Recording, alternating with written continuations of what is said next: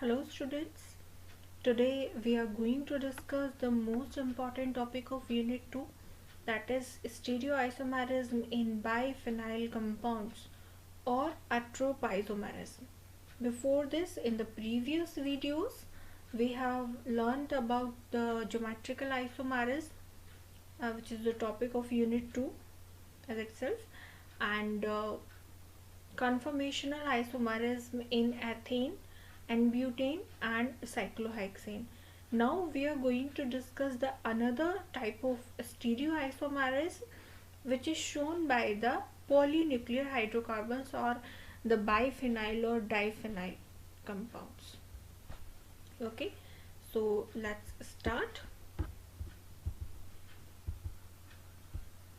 इसको पढ़ने के लिए हमें सबसे पहले इसकी जो बेसिक चीज़ है वो जान लेनी चाहिए, that is the molecules which are exist without chiral center or chiral carbon and they shows the optical activity. Okay, इससे पहले हमने ऑप्टिकल एक्टिविटी के लिए कुछ कंडीशंस पढ़ी थी कि कोई भी कंपाउंड अगर ऑप्टिकल एक्टिविटी शो करेगा तो उसको 2-3 कुछ कंडीशंस फुलफिल करनी होंगी. द फर्स्ट वन इज कि वो प्लेन पोलराइज्ड लाइट को रोटेट करता हो आइदर टू द लेफ्ट और टू द राइट.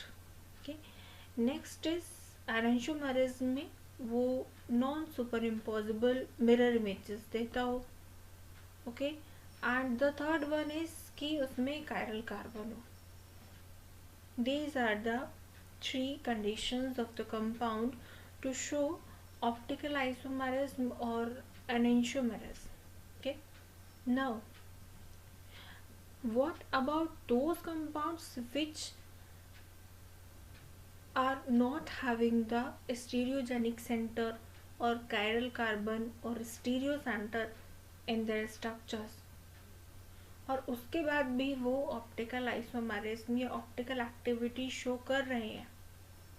तो आज हम जो कंपाउंड के बारे में पढ़ेंगे, बाइफिनाइल कंपाउंड, ये इसी तरीके का कंपाउंड है. इसमें कोई स्टीरियो सेंटर प्रेजेंट नहीं होता है, लेकिन फिर भी ये ऑप्टिकल आइसोमेरिज्म शो करता है. Okay, now the molecules without stereogenic centres. Okay, axial chirality is a special case of chirality in which a molecule does not possess stereogenic center but an excess of chirality. जिन compounds में stereogenic centre या stereo centre present नहीं होता है, वो compounds optical isomerism कब show करते हैं कि अगर उनके पास एक्सेस ऑफ कायरलिटी प्रेजेंट हो या फिर axial chirality present हो. This is the special case of chirality. Okay, an axial chirality is an axis is about which a set of substituent is held in a special arrangement that is not superimposable onto its mirror image. Axial chirality में क्या होता है कि जो 2 rings हैं biphenyl में वो इस तरीके से एग्जिस्ट करती हैं, उनका स्पेशल अरेंजमेंट कुछ इस तरीके का है कि वो कायरल है. जैसे कायरल कार्बन होता है उससे डिफरेंट ग्रुप अटैच होते हैं, इसी तरीके से एक्सियल कायरलिटी है कि डिफरेंट एक्सेस में लाई करती हैं. जो हमारी रिंग्स हैं, जो बाइफिनाइल की 2 रिंग्स हैं, वो डिफरेंट एक्सेस में लाई करती हैं. मीन्स एक एक्स वाई एक्सेस में है तो दूसरा वाई जेड एक्सेस में होता है. और जो इनकी मिरर इमेजेस हैं वो नॉन सुपर इम्पोजिबल होती हैं. और इस तरीके की आइसोमेरिज्म को एट्रोप आइसोमेरिज्म बोला जाता है. वो कंपाउंड्स जिनके अंदर कायरल कार्बन नहीं होता है, एक्सेस ऑफ कायरलिटी होती है और वो ऑप्टिकल आइसोमेरिज्म शो करते हैं, इस तरीके की आइसोमेरिज्म को एट्रोप आइसोमेरिज्म बोला जाता है. नाउ अब क्वेश्चन ये आता है कि बाइफिनाइल्स कहीं ज्योमेट्रिकल आइसोमेरिज्म में पढ़ रहे हैं तो ज्योमेट्रिकल आइसोमेरिज्म क्यों नहीं शो कर रहे हैं. ज्योमेट्रिकल आइसोमेरिज्म डबल बॉन्डेड वाले जो कार्बन्स होते हैं उनमें शो की जाती है, क्योंकि उनमें रेस्ट्रिक्टेड रोटेशन हो जाता है। ओके, यहाँ पर डबल बॉन्ड नहीं है। यहाँ पर जो आइसोमेरिज्म है वो डिफरेंट एक्सिस में लाई करने की वजह से है। मॉलिक्यूल के या फिर जो दो रिंग्स हैं उनके डिफरेंट एक्सिस में वो एग्जिस्ट कर रही हैं, उसकी वजह से आइसोमेरिज्म शो की जा रही है। ओके, ना कि जो डबल बॉन्ड की वजह से। डबल बॉन्ड यहाँ पर मिडल में है ही नहीं, सिंगल बॉन्ड है। कोवेलेंट बॉन्ड से दो जो बेंजीन्स हैं या जो दो फिनाइल ग्रुप हैं वो अटैच्ड है, तो डबल बॉन्ड है नहीं, तो ज्योमेट्रिकल आइसोमेरिज्म तो शो करेगा नहीं। तो अब स्टीरियो आइसोमेरिज्म पढ़ रहे हैं, तो स्टीरियो आइसोमेरिज्म होती है दो तरीके की, geometrical isomerism and optical isomerism. तो सिंपल है कि ऑप्टिकल आइसोमेरिज्म शो करेगा। बाइफिनाइल कंपाउंड्स एलीन्स की तरह होते हैं। एलीन्स मतलब जो डाइन्स का एक पार्ट है, एलीन्स, एंड उनको बाइफिनाइल भी बोल सकते हैं। इनमें सिमेट्रिक कार्बन एटम नहीं होता है, लेकिन ये ऑप्टिकल आइसोमेरिज्म शो करते हैं due to the molecular dissymmetry. Molecular disymmetry, I have already told about the molecular disymmetry or disymmetry or asymmetry in the previous videos. Biphenyl और डाइफिनाइल या फिर फिनाइल बेंजीन ऑर्गेनिक कंपाउंड है और colourless crystal होता है। This is the physical property of biphenyl compounds and it is aromatic hydrocarbon with the formula C6H5 called twice. And biphenyl compounds have no asymmetric carbon atom, as I have told you. This is the structure of biphenyl compounds जिनमें दो benzene rings हैं जो कि एक single bond से attached है। Okay, and these are the ortho positions.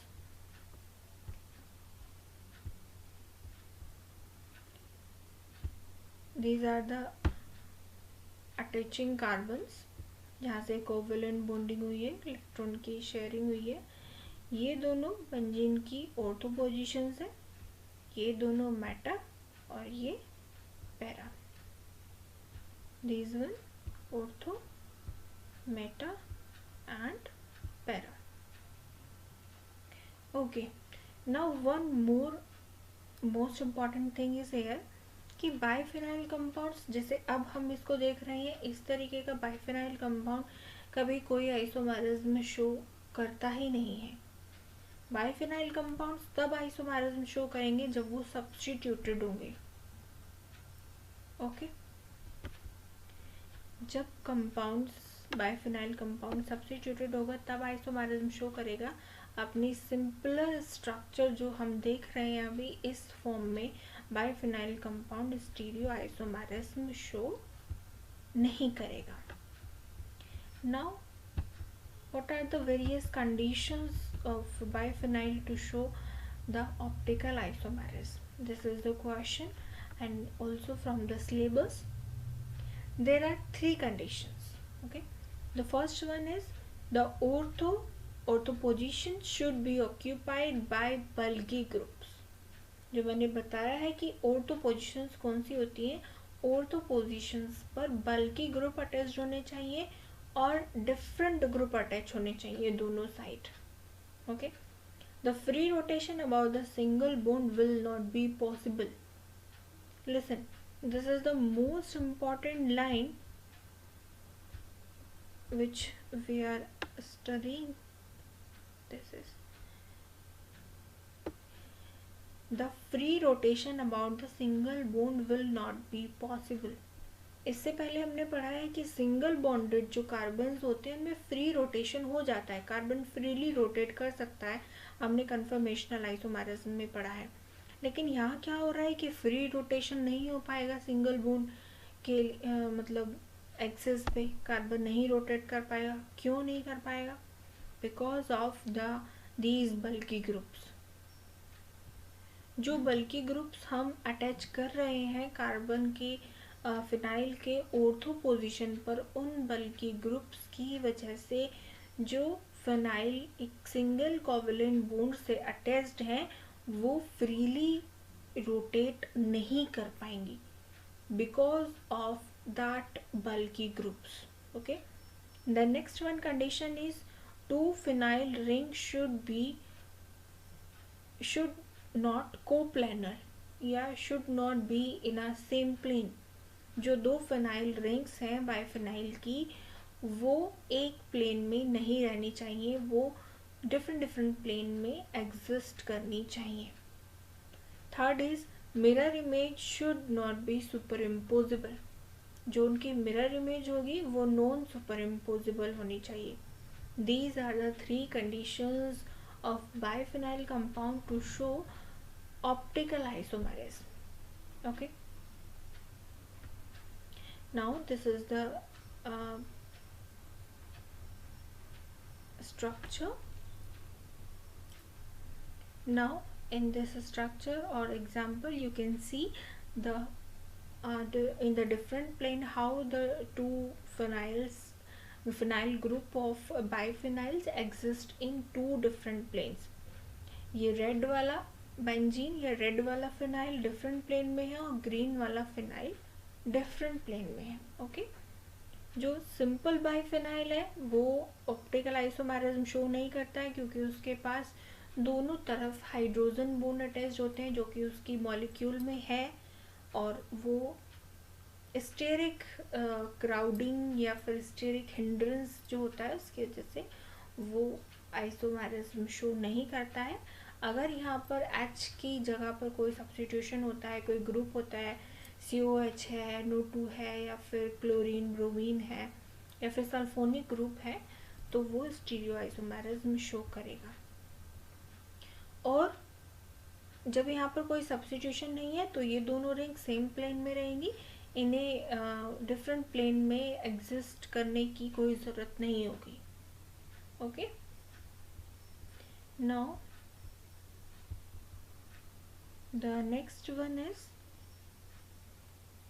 one video to show you the exact structure of biphenyl compounds. Okay,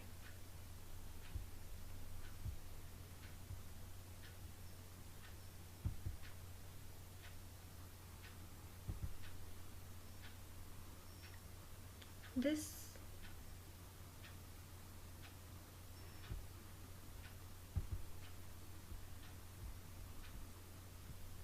एट्रोप isomerism. Okay, now atropisomers क्या होता है? Atropisomers are those isomers जिनमें कि carbon carbon single bond में भी restricted rotation होता है. किस किस के बीच में? दो नॉन प्लानर मॉइटीज के बीच में कार्बन कार्बन सिंगल बॉन्ड के बीच में रेस्ट्रिक्टेड रोटेशन होता है. इस तरीके से जो हमें दो आइसोमर्स मिलते हैं उनको हम एट्रोप आइसोमर्स बोलते हैं. एट्रोप आइसोमेरिज्म ग्रीक वर्ड से मिलकर बना है. The a means is for not and the tropos means for turn. Okay, not turn. Not turn का मतलब होता है कि उसमें रेस्ट्रिक्ट रोटेशन नहीं हो सकता. वो जो कार्बन एडजेसेंट कार्बन है सिंगल बॉन्ड से या कोवलेंट बॉन्ड से वो टर्न नहीं हो सकता है. क्यों टर्न नहीं हो सकता है हमने पढ़ चुके हैं. क्योंकि अगर हम ऑर्थो पोजीशन पर बल्कि ग्रुप अटैच कर देते हैं या बल्कि ग्रुप अटैच होते हैं तो उस वजह से उनका रोटेशन नहीं हो पाता है. बल्कि सब्स्टिट्यूएंट्स और strained ring on ortho position may enhance the barrier to rotation between two distinct conformations to such an extent as to allow the observation of atrope isomers. Atrope isomerism is also called axial chirality. Axial chirality we have discussed, and the chirality is not simply a center of plane but an axis. Axial chirality जो होती है वो axis की chirality होती है. जहाँ पर अगर हम दोनों रिंग्स को, दोनों फिनाइल ग्रुप्स को अगर एक सेम एक लाइन से डिवाइड करें तो दोनों तरफ सेम पार्ट आए, डाइसिमेट्री मिले हमें, that is axial chirality. As the phenomena of axial chirality relies on the rational stability about the single bond, the important preconditions for this stability, simple biphenyl can easily rotate. Simple biphenyl जो compound होता है, as I have told you, freely rotate कर सकता है, लेकिन जहाँ पर उसकी ortho position पर कोई group लग जाएगा तो वो freely rotate नहीं कर पाएगा. And carbon carbon sigma bond को हम यहाँ पर पाइवोटल बॉन्ड बोलते हैं.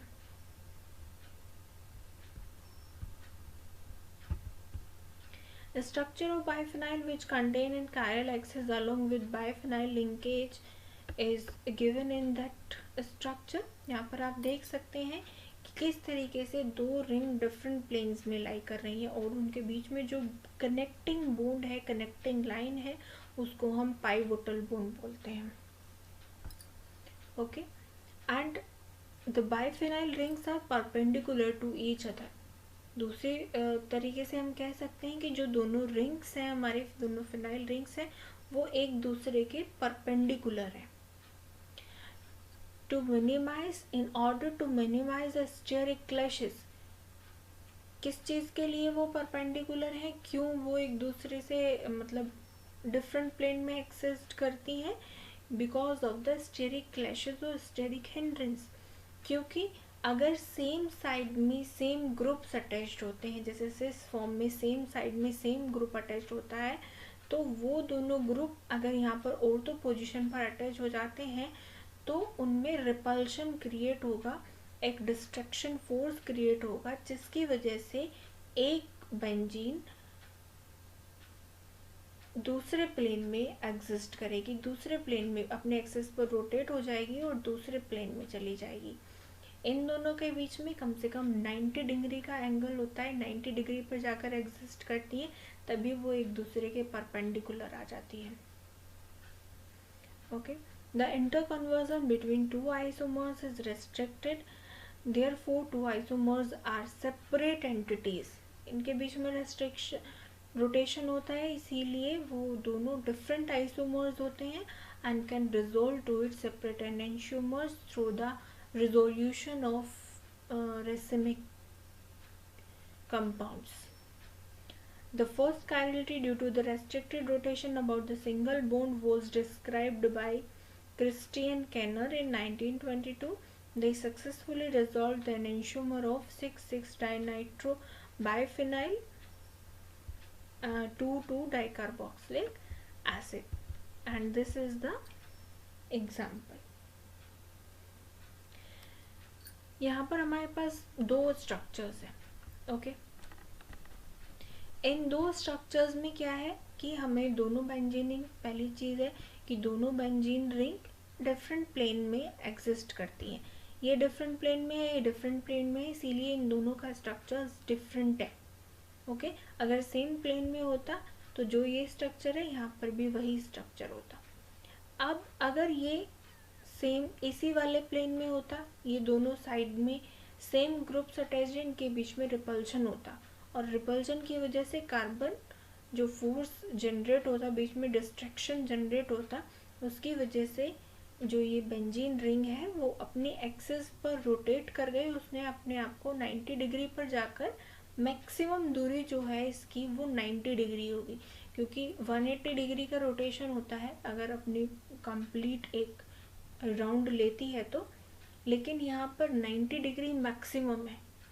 90 डिग्री से पहले आता है तो भी रिपल्शन होगा, 90 डिग्री से ज़्यादा जाता है तो भी रिपल्शन होगा. इसीलिए ये दूसरे प्लेन में एग्जिस्ट होने का कारण यही है दूसरे बेंजीन रिंग का, क्योंकि उनके जो ऑर्थो पोजीशन के एटम्स या ग्रुप्स अटैच्ड हैं उनमें रिपल्शन होता है. That's why they exist in different planes, और उसी की वजह से वो ऑप्टिकल आइसोमेरिज्म शो करती हैं. Okay, so this is the important topic of unit 2, that is a trope isomerism, which we have covered in this video.